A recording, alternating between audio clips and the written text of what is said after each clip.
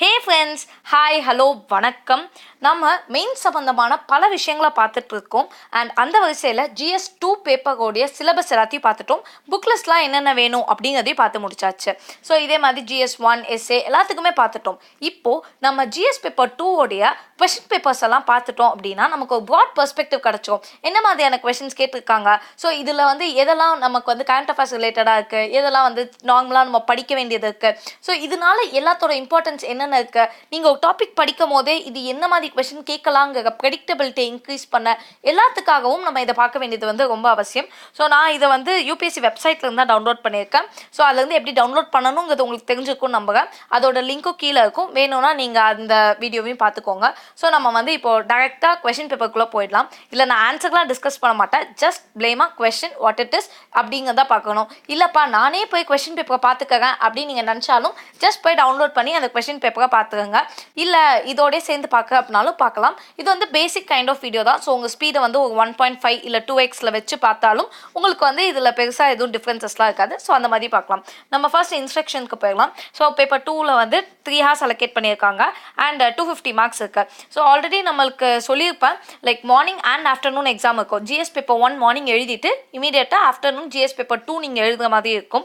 So morning ஒரு 3 hours, afternoon ஒரு 3 hours அப்படிங்கும் போது உங்களோட மைண்டும் அந்தளவுக்கு கொஞ்சம் ஃப்ரெஷ்ஷாக இருக்கணும். ஸோ முடிஞ்சால் குட்டி ஸ்லீப் கூட எடுத்துக்கோங்க. அண்ட் மெயினாக நல்லா சாப்பிடுங்க லஞ்செல்லாம். ஸோ அதெல்லாம் முடிச்சுட்டு நம்ம வந்து ரிவிஷன் அந்த டைம்லலாம் அதான் யோசிச்சுட்டு வேணாம். இப்போவே நம்ம எல்லாம் படிச்சு வச்சிட்டோம்னா அப்போ எதுக்கு நம்ம வேஸ்ட் பண்ணோம். ஜாலியாக போய் ஒரு 4 பாட்டை கேட்டுட்டு அப்படியே மைண்டு ரிலாக்ஸ் பண்ணிட்டு கூட போய் எக்ஸாம் எழுதலாம். ஸோ இன்ஸ்ட்ரக்ஷன்ஸ் என்னெல்லாம் கொடுத்துருக்காங்க அப்படின்னா, கொஷின் பேப்பர் வந்து ஹிந்தி அண்ட் இங்கிலீஷில் இருக்கும் அப்படின்னு சொல்லியிருக்காங்க.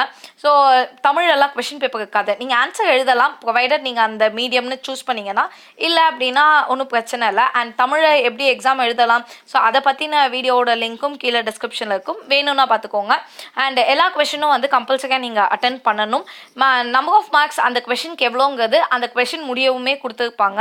அண்ட் அந்த ஆன்சர் எல்லாம் வந்து நீங்கள் எந்த மீடியம் நீங்கள் ஆத்தரைஸ் பண்ணீங்களோ அதில் மட்டும்தான் நீங்கள் வந்து எழுதணும். ஸோ நீங்கள் ஆல்ரெடி அட்மிஷனுக்கு வந்து இந்த மீடியமில் நான் எக்ஸாம் எழுதுகிறேன்னு ஃபஸ்ட்டே சொல்லியிருப்பீங்கள்ல, அந்த மீடியமில் தான் எழுதணும். ஸோ நீங்கள் இன்கேஸ் அது மாற்றி எழுதினீங்க அப்படின்னா உங்களுக்கு மார்க்ஸ் கிடையாதுன்னு சொல்லியிருக்காங்க. அண்ட் கொஷின் நம்பர் 1 to 10 வந்து உங்களுக்கு 150 வேர்ட்ஸ் நீங்கள் எழுதணுமா. அண்ட் 11 to 20 வந்து 250 வேர்ட்ஸ் எழுதணும். ஸோ ஃபர்ஸ்ட் 10 கொஸ்டின்ஸ்க்கு 150 வேர்ட்ஸ், நெக்ஸ்ட் 10 கொஸ்டினுக்கு 250 வேர்ட்ஸ். வேர்ட் லிமிட்டை வந்து கண்டிப்பாக நீங்கள் ஃபாலோ பண்ணணும்னு சொல்லியிருக்காங்க. ஸோ 150னா 150, 250னா 250. அது எப்படி நம்ம கரெக்டாக ஃபாலோ பண்ணுவோம்? ஒன்றும் இல்லை, practice makes a man perfect. So அதுக்கு இப்போலேருந்து நீங்கள் கொஞ்சம் கொஞ்சமாக ஆன்சர் ரைட்டிங் ப்ராக்டிஸ் எடுக்கிறது நல்லது. அப்போ any page of portion of the page left blank. So ஏதாச்சும் பிளாங்காக விட்டுட்டீங்க அப்படின்னா ஸ்ட்ரைக் ஆஃப் பண்ண சொல்லியிருக்காங்க. அவ்வளோதான். இது காமன் இன்ஸ்ட்ரக்ஷன்ஸ் தான், எல்லாருக்குமே இதே இன்ஸ்ட்ரக்ஷன்ஸாக இருக்கும். ஸோ உங்களுக்கு பெருசாக நீங்கள் வந்து எஃபோர்ட் போடுறதுக்கு எதுவும் இருக்காது. அண்ட் இதோட கொஷின் கம் ஆன்சர் புக்லெட் வந்து நம்ம GS1ன்னு ஒரு பேஸ் வச்சு பார்த்துப்போம்ல, அதே தான் எல்லாத்துக்குமே. ஸோ அது நீங்கள் பார்த்துட்டீங்க அப்படின்னா உங்களுக்கு இன்னும் ப்ராட் பெர்ஸ்பெக்டிவ் கிடைக்கும். ஓகே, நான் இந்த மாதிரிலாம் இந்த எக்ஸாமை எழுதலாம் அப்படின்னு சொல்லி நம்ம கொஷின் பேப்பருக்குள்ளே போயிடலாம். ஸோ ஃபர்ஸ்ட் கொஷின் என்ன கேட்டிருக்காங்க அப்படின்னா, இந்த light of recent controversy regarding the use of electronic voting machines, EVM machines, what are the challenges before the Election Commission of India to ensure the trustworthiness of elections in India? So இந்த EVM controversy நீங்கள் பார்த்துருப்பீங்க. அதான் நம்ம ஓட்டு போடும் போது அந்த vote machine கொடுக்குறாங்களா, ஸோ அந்த மிஷினில் வந்து யார் பட்டனை தட்டினாலும் அது வந்து சிங்கிள் பார்ட்டிக்கு தான் அந்த ஓட் போகுது. இந்த மாதிரியான நிறைய கான்ட்ரவர்சிஸ் வந்து போயிட்டு இருக்குல்ல. ஸோ அந்த கான்ட்ரவர்சிக்கு இப்போ எலெக்ஷன் கமிஷன் முன்னாடி இருக்கிற சேலஞ்சஸ் என்னெல்லாம், அண்ட் அதனால எலெக்ஷன் கமிஷன் வந்து இதோட ட்ரஸ்ட்வர்த்தினஸை எப்படி என்ஷூர் பண்ண முடியும். இல்லைப்பா இது உண்மையாகவே இந்த மிஷின் நல்ல ஒர்க்கிங் மிஷின் தான், நீங்கள் நினைக்கிற மாதிரி ஃப்ளா இந்த மிஷினில் இல்லை அப்படிங்கிறத எப்படி அவங்க என்ஷூர் பண்ண முடியும், இந்த மாதிரியான கேள்வி கேட்டிருக்காங்க. ஓகே, இது வந்து உங்களுக்கு அண்டர்ஸ்டாண்ட் ஆகுதுல்ல, அது போதும். அண்ட் ஏன் கேட்டிருக்காங்க, அவங்களே கொடுத்துட்டாங்க ரீசன்ட் கான்ட்ரவர்சின்னு. இட் மீன்ஸ் அந்த வருஷம் கரண்ட் அஃபேர்ஸ்ல இருந்திருக்கு. சரிப்பா இதில் எனக்கு எப்படி தெரியும் எலெக்ஷன் கமிஷனுக்கு இதுக்கு என்ன சம்மந்தம் அப்படின்னு நீங்கள் கேட்டிங்கன்னா சிம்பிள். இது எல்லாமே எடிட்டோரியல்ஸில் இல்லைனா வந்து இந்த பிக் பிக்சர்னு ராஜ்யசபா டிவியில் இருக்குள்ள அங்கெல்லாம் டிஸ்கஸ் பண்ணியிருப்பாங்க. அதுலேருந்து அப்படியே கொஷின் இருக்கு. இந்த மெயினாக வந்து அந்த டைமில் ராஜ்யசபா டிவியில் வந்து இந்த இதை பிக் பிக்சரில் டிஸ்கஸ் பண்ணாங்க. ஸோ நீங்கள் அதை ஒழுங்காக பார்த்துருந்தீங்க, லைக் 30 மினிட்ஸ் செலவு பண்ணி பார்த்துருந்தீங்கன்னா இந்த 10 மார்க்ஸ் உங்களுக்கு ஈஸியாக கிடச்சிருக்கும். 150 வேர்ட்ஸ் தான் நீங்கள் ஆப்வியஸாக எழுதியிருக்கலாம். ஓகே, இதில் வந்து நீங்கள் என்ன பார்க்கணும் அப்படின்னா, இப்போ கவர்னன்ஸ் பேப்பர் தானே இதெல்லாமே. எலெக்ஷன் கமிஷன் சொல்லியிருக்காங்க. எலெக்ஷன் கமிஷன்னா என்ன? பாலிட்டியில் ஆப்வியஸ்லி கான்ஸ்டியூஷனில் எலெக்ஷன் கமிஷன்னே தனியாக படிப்பீங்க, கான்ஸ்டியூஷனல் பாடிஸ் அதெல்லாம். ஸோ அதெல்லாம் உங்களுக்கு ஃபஸ்ட்டு தெரிஞ்சுக்கணும், அவங்களோட ஃபங்க்ஷன் என்ன. ஸோ அவங்களோட மெயின் ஃபங்க்ஷன் என்ன? To conduct free and fair elections. அப்போ இங்கே நிறைய பேர் கான்ட்ரவர்சி கிரியேட் பண்ணுறாங்கன்னா அதுக்கு அவங்க ஆன்சர் பண்ணணுமா வேணாமா? ஏன்னா அவங்க அட்டானமஸ் பாடி. ஸோ அவங்க வந்து கவர்மெண்ட்டுக்கு ஃபேவராக இருப்பாங்களா இருக்க மாட்டாங்களா, அவங்க எப்படி அவங்களோட ட்ரஸ்ட் வர்த்தினஸை வந்து ப்ரூவ் பண்ணலாம், இந்த மாதிரி நீங்கள் அந்த ஆஸ்பெக்ட்ஸ் வச்சு எழுதணும். ஸோ அது வந்து வித் ரைட்டிங் ப்ராக்டிஸ் உங்களுக்கு ஆகும். கண்டென்ட்டுக்கும் இப்படி தான் நீங்கள் மர்ஜ் பண்ணி ஆகணும் ஒரு பேசிக்காக. Okay, next, whether National Commission for Scheduled Caste can enforce the implementation of constitutional reservation for the scheduled caste in the religious minority institutions examine. So ஒரு எக்ஸாமைன் கொஸ்டின் கேட்டிருக்காங்க. லைக் அவங்க கொஸ்டின் கேட்டு அதை நீங்கள் வந்து உங்களோட பாயிண்ட் ஆஃப் வியூவில் yes no அந்த மாதிரி நீங்கள் வந்து சொல்லணும். அண்ட் இந்த மாதிரி இடங்களில் வந்து கொஞ்சம் எக்ஸாக்ட் ஆன்சர் தேவைப்படும். Because it is not like நீங்களா எனக்கு தோணுது அதனால நான் எழுதுறேன்னு சொல்ல முடியாது. நம்ம ஜிஎஸ் பேப்பர் 1 பார்க்கும்போது சொல்லியிருப்போம், வாட் எவர் உங்களுக்கு தோணுதோ அந்த மாதிரி எழுதுங்கன்னு. ஸோ இட் டிபெண்ட்ஸ், அந்த கொஸ்டின் எந்த மாதிரி இருக்கோ அது மாதிரி நம்ம வந்து ஆன்சர் பண்ணணும். இப்போ கொஸ்டினில் வந்துட்டு இது வந்து டெக்னாலஜி நல்லது இல்லை அந்த மாதிரி கேட்டால் நீங்கள் என்னன்னாலும் சொல்லலாம், நல்லதுன்னு சொல்லலாம், நல்லது இல்லைன்னு சொல்லலாம், இல்லை கொஞ்சம் நல்லது இல்லை எதனாலும் சொல்லலாம்ல.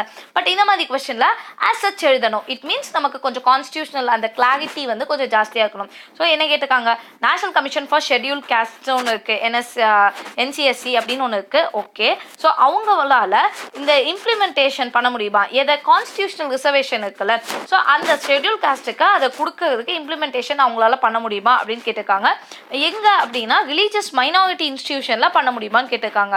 இது மேபி அந்த வருஷம் கரண்ட் அஃபேர்ஸில் இருக்கலாம், ஆல்ஸ் ஒரு காமனான ஜென்ரல் டாப்பிக்காக இருக்கலாம். ஓகே, இது வந்து அவங்களோட ஒர்க்கிங்கை பற்றின உள்ளது. அதாவது அந்த நேஷனல் கமிஷன்ஸ்லாம் இருக்குல்ல, ஸோ அந்த பாடிஸ் பற்றிலாம் பார்த்துருப்போம் சிலபஸில், அதோட ஒர்க்கிங்கை பற்றின விஷயங்கள். ஸோ இதுவும் அகெயின் ஒரு கான்செப்ஷுவல் கிளாரிட்டி தான். இதோட பாயிண்ட்ஸ் சும்மா 4-5 பாயிண்ட் தான் இருக்கும். பட் அதை வச்சு நீங்கள் 150 வேர்ட் எழுதணும் அப்படின்னா நீங்கள் கிளாரிட்டியாக இருந்துட்டீங்க, அதை ஒழுங்காக உங்களுக்கு அந்த கான்செப்டை இன்ஹெரிட் பண்ணிட்டீங்கன்னா ஈஸியாக எழுதிக்கலாம். இல்லை அந்த கான்செப்டை நமக்கு ஒழுங்காக இன்ஹெரிட் ஆகலைங்கிற பட்சத்தில் நமக்கு ஒரு 2 பாயிண்ட் மாற்றி எழுதிட்டாலும் ஆன்சர் தப்பாயிடும். ஸோ அதுதான் இது வந்து குட்டி விஷயம். அதனால GS2ல வந்து நிறைய பேர் கொஞ்சம் டஃப்பாக ஃபீல் பண்ணுறாங்க. ஆக்சுவலி அவ்வளோ டஃப்பே கிடையாது. நம்ம படிக்க வேண்டியது சிங்கிள் புக்கு, அந்த அதாவது கான்ஸ்டியூஷன் ஆஃப் இந்தியாங்கிற புக்கு. அதுக்கு நிறைய பேர் நோட்ஸ் மாதிரி கொடுத்துருக்காங்க. லைக் அதை வந்து இன்டர்வின் பண்ணி இதான் இதோட மீனிங், இதான் அதோட மீனிங்னு வந்தது தான் பாக்கி எல்லா புக்ஸும். அதான் நம்ம தெளிவாக படிக்கணும். நீங்கள் எத்தனை புக்னாலும் படிங்க, யூஸ்வலி 1 or 2 புக்ஸ் படிங்க, அதை ரிப்பீட்டடாக படிங்க போதும். ஓகே, இதை வச்சு உங்களால் இந்த எக்ஸாம் வந்து ஈஸியாக எழுத முடியும். ஓகேப்பா, நெக்ஸ்ட் என்ன கொஸ்டின் கேட்டிருக்காங்க, under what circumstances can the financial emergency be proclaimed by the president of India. So president of India வந்து ஃபினான்ஷியல் எமர்ஜென்சியை எப்போ ப்ரொக்ளைம் பண்ணலாம், என்ன சர்க்கம்ஸ்டன்ஸில் அப்படின்னு கேட்டிருக்காங்க. What consequences follow when such a declaration remains in force. So அந்த மாதிரி ஒரு டிக்ளரேஷன் கொடுத்ததுக்கு அப்புறமா என்னென்ன கான்சிக்வன்சஸ் இருக்கும் அப்படிங்கிற மாதிரி கேட்டிருக்காங்க. ஸோ இந்த கொஸ்டின் நீங்கள் பார்த்தீங்க அப்படின்னா 150 வேர்ட்ஸ் தான் சொல்லியிருக்காங்க. பட் இந்த இடத்துல 2 கொஸ்டின்ஸ் இருக்கு. ஃபர்ஸ்ட்டு எந்த கிரவுண்ட்ஸில் வந்து ஃபினான்ஷியல் எமர்ஜென்சியை நம்மளால் ப்ரொக்ளைம் பண்ண முடியும் அப்படிங்கிறது ஃபர்ஸ்ட் கொஸ்டின். அடுத்தது அதனால என்னென்ன நடக்கும்னு. இது அகெயின் என்ன சிம்பிளாக பிரசிடென்ட் அப்படின்னு இருக்கும்ல, எக்ஸிக்யூட்டிவ்னு அந்த பாடி கீழே நம்ம பார்த்துருப்போம்ல, அவங்களோட ஃபங்க்ஷன்ஸ் என்ன, அவங்க என்னென்ன மாதிரி இருப்பாங்க அப்படின்னு சிலபஸில் இருக்கும்ல. இந்த மாதிரி இது வந்து ஒரு டைரக்ட் கொஸ்டின் தான். பட் நீங்கள் வந்து கொஞ்சம் அனலைஸ் பண்ணி எழுதுகிற மாதிரி இருக்கும். ஸோ டேரெக்டாக நீங்கள் படிச்சிருப்பீங்க பிரசிடென்ட்டோட பவர்ஸ் என்னென்ன, அவங்களால என்னென்ன பண்ண முடியும், எல்லா விஷயங்களும் நம்ம படிச்சிருப்போம். அதில் இந்த ஒரு பாயிண்ட்டில் அவங்க என்னென்ன பண்ணுவாங்க, அவங்களுக்கு எவ்வளோ பவர்ஸ் கொடுத்துருக்காங்க, ஸோ அதனால என்னென்ன கான்சிக்வன்சஸ் நடக்கும், இதை வந்து நீங்கள் ஜஸ்ட் அனலைஸ் பண்ணி எழுதுகிற மாதிரி இருக்கும். அவ்வளோதான். ஸோ இது அகெயின் ஒரு பேசிக் கொஸ்டின் தானா, நம்ம படித்தா டெஃபினட்டாக எழுத முடியுமா? ஓவர். நெக்ஸ்ட் நம்ம 4th கொஸ்டின் போயிடலாம். Why do you think the committees are considered to be useful for parliamentary work? Discuss in this context the role of estimates committee. So estimates committee வந்து actually ரொம்ப ரிப்பீட்டடாக question வருது. Actually இந்த வாட்டி group 2 எக்ஸாமில் கூட estimates கமிட்டின்னு ஒரு answer வந்துச்சு. ஸோ எவ்வளோ பர்சன்ஸ் இருக்கிறதுலே அதிகமான பர்சன்ஸ் இதில் எம்ப்ளாய் பண்ணியிருக்காங்க அப்படிங்கிறது ஏதோ கொஸ்டின். ஓகே, ஸோ அந்த அளவுக்கு கமிட்டிஸை பற்றி நம்ம தெரிஞ்சுக்கணும். ஸோ பார்லிமெண்ட்டை பொறுத்த வரைக்கும் அங்கே நிறைய கமிட்டிஸ் இருக்கும் அவங்களுக்கு ஹெல்ப் பண்ணுறதுக்கு. அந்த கமிட்டிஸ்லாம் எதுக்கு, உண்மையாகவே அது தேவைதானா? நீங்கள் என்ன பண்ணணும், ஆமாப்பா கமிட்டிஸ் தேவைதான், அவங்களே எப்படி எல்லா ஒர்க்கும் பார்க்க முடியும், ஸோ ஒவ்வொரு கமிட்டியாக பிரித்து கொடுத்துட்டோம் அப்படின்னா நல்லது, அந்த மாதிரி எழுதலாம். இல்லை அதில் ஏதாவது ஃப்ளா இருக்கும், சம்டைம்ஸ் இந்த கமிட்டி வந்து அக்கௌண்டபிளாக இருக்க மாட்டாங்க, ஸோ அவங்கள எப்படி நம்ம இன்னும் அதில் இன்னும் இந்த பிரச்சனைகளுக்கு இதை இன்னும் கொஞ்சம் சரி பண்ணால் நம்மளால் இன்னொரு நல்ல கவர்னன்ஸ் கொடுக்க முடியும், அந்த மாதிரி நீங்கள் எழுதலாம். ஸோ அதுக்கு ஃபர்ஸ்ட் அந்த என்னென்ன கமிட்டிஸ் அப்படின்லாம் தெரிஞ்சுக்கணும். அதை வச்சு தான் ஃபர்ஸ்ட் லைன். செகண்ட் லைன் என்ன சொல்லியிருக்காங்க, எஸ்டிமேட்ஸ் கமிட்டியை பற்றி டிஸ்கஸ் பண்ண சொல்லியிருக்காங்க.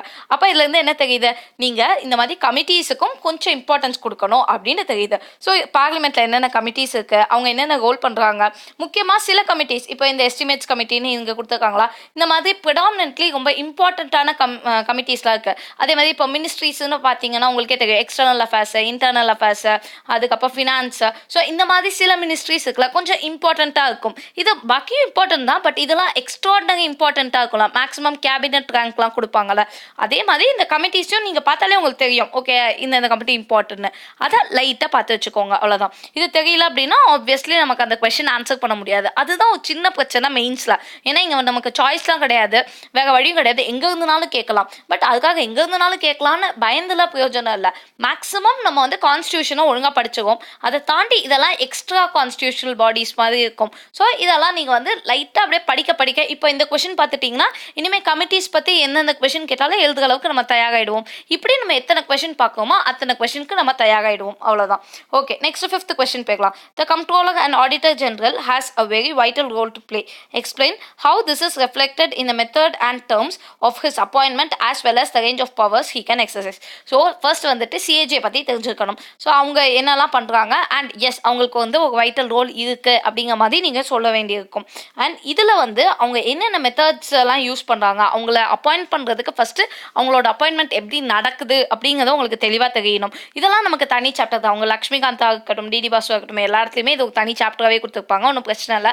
அண்ட் சிஏஜியோட இன்னும் இம்பார்ட்டன்ட் பெர்ஸ்பெக்டிவ் என்ன அதையும் நீங்கள் வந்து எங்கேயாச்சும் ஆன்சர்களை ஆட் பண்ணிக்கலாம். லைக் அதெல்லாம் ஒரு ஆட் ஆன்ஸ். சிஏஜிங்கிறவங்க வந்து நம்மளோட யூனிட்டி ஃபீச்சரில் one of the thing. Because வந்து ஸ்டேட்டுக்கு தனி சிஏஜி, சென்டருக்கு தனி சிஏஜின்னு கிடையாதுல்ல, ஸ்டேட் அண்ட் சென்டருக்கு சிங்கிள் சிஏஜி தான் கொடுத்துருப்பாங்க. ஸோ தெரியல அப்படின்னா பயப்படாதீங்க, பட் உங்களுக்கு டெஃபினட்டாக தெரிஞ்சிருக்கும். ஸோ அங்கங்கே இந்த லைன்ஸ் எல்லாம் நீங்கள் போட்டிங்கன்னா இன்னும் கொஞ்சம் என்ஹான்ஸ் பண்ணும். இப்படி தான் நீங்கள் பாயிண்ட்ஸை கலெக்ட் பண்ணணும். அதுக்காக அந்த யூனிட்ரி ஃபீச்சர் சிஏஜி ஏன் வராது அப்படின்னு சொல்லிட்டு அதுவே ஒரு 2 பேஜ் எக்ஸ்ப்ளனேஷன் இருக்கும். அதெல்லாம் நம்ம எழுதக்கூடாது. பட் 1 லைன் எழுதினோம் அப்படின்னா it's an add on. So அந்த அவங்களுக்கு என்னென்ன மெத்தடில் அப்பாயிண்ட் பண்ணுறாங்க அண்ட் அவங்களோட பவர்ஸ் என்னென்ன அப்படிங்கிற வரைக்கும் நீங்கள் சொல்லணும். சிஏஜிக்கெலாம் எக்கச்சக்கமாக பவர்ஸ் கொடுத்துருப்பாங்க. லைக் அவங்களால எதனாலும் இன்டர்வியூன் பண்ணி எஸ் இதில் ஃப்ளா நடக்குது, இதில் நடக்கலை, இது இந்த மாதிரி அப்படின்னு சொல்ல முடியும். அந்த அளவுக்கு அவங்க பவர்ஃபுல்லான ஒரு ஆள். ஸோ அதை வந்து நீங்கள் அண்டர்ஸ்டாண்ட் பண்ண வேண்டியது ரொம்ப இம்பார்ட்டன்ட். அண்ட் இதுவும் அகெயின் பாலிட்டி பேஸ்ட் கொஸ்டின் தான். ஸோ உங்களுக்கு பெரிய லெவலில் கரண்ட் அஃபேர்ஸோட ரிலேட் ஆகாட்டியும் உங்களுக்கு வந்து கவர்னன்ஸ் பேசிஸில் இம்பார்ட்டண்ட்டான ஒரு கொஸ்டின் தான் இது. நெக்ஸ்ட் 6th கொஸ்டின் வந்து policy contradiction among various competing sectors and stakeholders have resulted in adequate protection and prevention of degradation to environment. Comment with this relevant illustrations. So இவங்க வந்து ஒரு பெரிய லைன் கொடுத்து இதை பற்றி நீங்கள் கமெண்ட் பண்ண சொல்லியிருக்காங்க. கமெண்ட்டுன்னு வரும்போது again yes know what ever it is நீங்கள் வந்து உங்களோட ஸ்டாண்ட் எடுத்து பேசலாம்.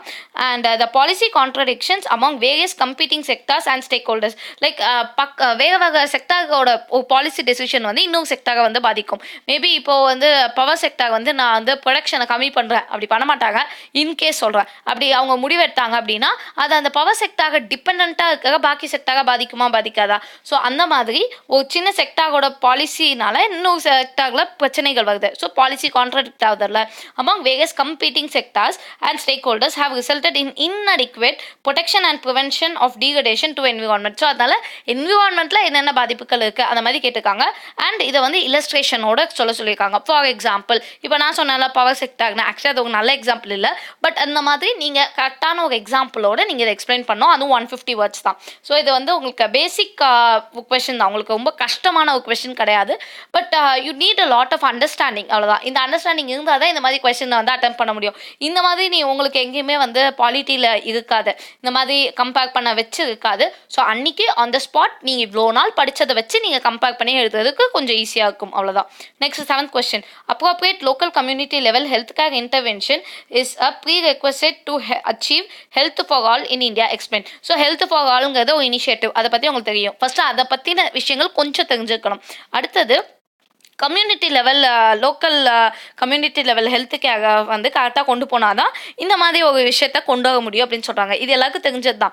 லைக் வந்து நம்ம மேலேருந்தே இதெல்லாம் பண்ண முடியாது, கீழே இருந்து போகணும், இந்த மாதிரி நீங்கள் நிறைய விஷயங்கள் ஆட் பண்ணலாம். பட் இது வந்து நார்மலான ஒரு பர்சனை எழுதுற மாதிரி இருக்கும். ஸோ அப்போ நீங்கள் அப்படிங்கும் போது இன்னும் கொஞ்சம் டெக்னிக்காலிட்டிஸோடு போடணும். இந்த டெக்னிக்காலிட்டிஸ் எல்லாம் நான் எங்கேருந்து எடுப்பேன் அப்படின்னா ஒன்றும் இல்லை, இந்த யோஜனா குருக்ஷேத்ராவோட மேகசினில் வந்து ஹெல்த் கேருக்குன்னு லாஸ்ட் இயர் ஏதோ மேகசின் வந்துச்சு.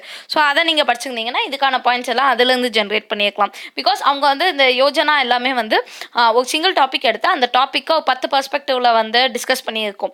அது வந்து ஒரு கவர்மெண்ட் மேகசின் வேறு. ஸோ அது ஆப்வியஸ்லி அதில் எல்லா கவர்மெண்ட் ஸ்கீம்ஸ் எல்லாமே அதில் வந்து சிங்கிள் பாயிண்ட் டெஸ்டினேஷனாக இருக்கும் உங்களுக்கு அதை படிக்கிறதுக்கு.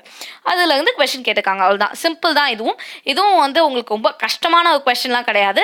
ஒரு நார்மல் சிம்பிள் பேஸ்ட் கொஸ்டின் அந்த மாதிரி தான் இருக்குது. Next, E governance is not only about utilization of power of new technology but also much about critical importance of use value of information explain. So E கவர்னன்ஸை பற்றின question இதெல்லாம் hot topics தான். Because E கவர்னன்ஸ்க்கு தான் நம்ம வந்து shift ஆகிட்டு இருக்கோம். அதுக்கு என்னென்ன மாதிரி பண்ணுறோம், இந்த எல்லா ஆஸ்பெக்ட்ஸும் வந்து டெஃபினட்டாக நீங்கள் எக்ஸ்பெக்ட் பண்ணக்கூடிய ஏரியாஸ் தான் எப்போவுமே. For the short and at least ஒரு 4-5 வருஷத்துக்காக இந்த மாதிரி கொஸ்டின்ஸ் கேட்டுட்டு தான் இருக்க போகிறாங்க. அண்ட் அதோட power utilisation, new technology, so இந்த மாதிரி விஷயங்களுக்கு மட்டும் அது கிடையாது. அதை தாண்டி யூஸ் வேல்யூ அப்படிங்கிற ஒரு கிரிட்டிக்கல் இம்பார்ட்டன்ஸும் இருக்குன்னு சொல்கிறாங்க.